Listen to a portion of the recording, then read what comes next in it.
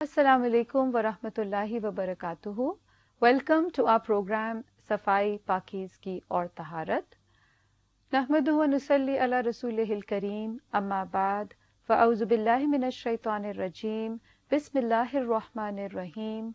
Rabbi shrah li sadri wa yassir li amri wahlul uqdatam min lisani yafqahu qawli. नाजरीन, सफाई पाकीज़गी और तहारत वो कौन कौन सी चीज़ें हैं जो इंसान को पाक रखती हैं, पाकीज़ा रखती हैं, और वो कौन सी चीज़ें हैं जो इंसान को नापाक कर देती हैं। ये तमाम चीज़ें जैसे हम एक एक करके सुन रहे हैं, हम सीख रहे हैं, और हम ये दुआ करते हैं कि अल्लाह ताला हमारे अमल में भी इनको ढाल दे।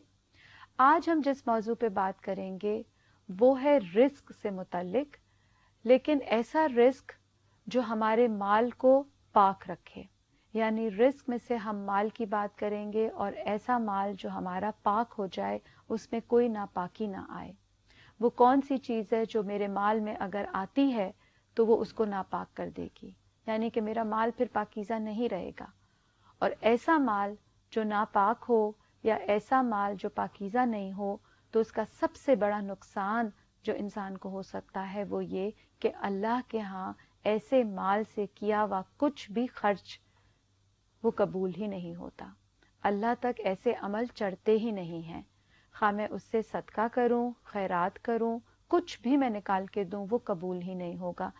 आखिर वो कौन सी ऐसी चीज़ है जो मेरे माल को अल्लाह के यहाँ मकबूलियत का मर्तबा ही नहीं देती। नाजरीन, वो है रिबा।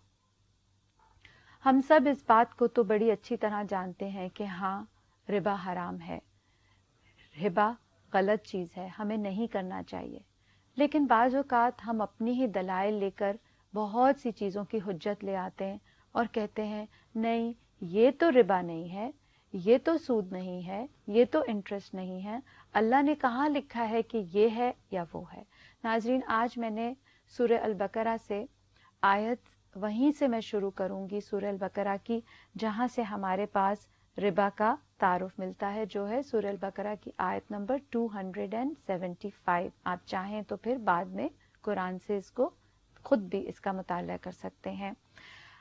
आऊज़ु बिल्लाहि मिनश शैतानिर रजीम, बिस्मिल्लाहिर रहमानिर रहीम। अल्लाह ताला फरमाते हैं अल्लज़ीना, वो लोग, यकुलूना, जो खाते हैं, क्या चीज़? अर्रिबा, रिबा। खाते हैं से मुराद ये होगा कि जो लेता है, यानी लेने वाला। क्या? रिबा। और रिबा का मायने क्या होता है? आम लफ्ज में इसको समझने के लिए लफ्जी मायनों में तो बढ़ना, ज्यादा होना, इजाफा होना। और अगर दीनी इस्तिलाह में इसको समझना है तो ऐसा कर्ज जो नफा लेकर आए। अब इसको दोबारा सुनिए, अल्लज़ीना यअकुलूना रिबा, वो लोग जो ऐसा कर्ज लें जिसके साथ नफा आए। वो नहीं खड़े होते। अब एक खड़ा होना तो दुनिया में है और एक खड़ा होना कयामत के दिन भी होगा। वो नहीं खड़े होते इल्ला कमा यकूमु, सवाए मानिंद ऐसा खड़ा होना, अल्लज़ी, उस शख्स का, यतखब्बतुहु शैतानु मिनल मस, जिसको शैतान ने छू कर बावला कर दिया हो।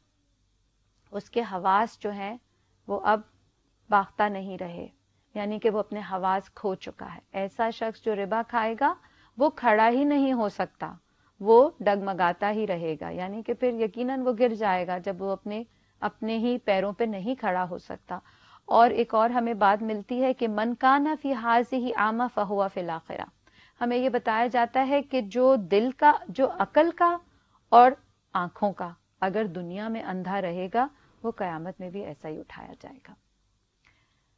ज़ालिका बिअन्नहुम, ये जो बात कही गई है बवजह इसके कि वो कौलू, वो कहते हैं, इन्नमल बैउ, बेशक तिजारत, वल, बेशक तिजारत, मिस्लु रिबा, मानिंद रिबा के तो है। व अहल्लल्लाहुल बैअ व हर्रमर रिबा, अल्लाह ताला फरमाते हैं जबकि बात क्या है कि अल्लाह ने तिजारत को तो हलाल करार दिया है और रिबा को हराम।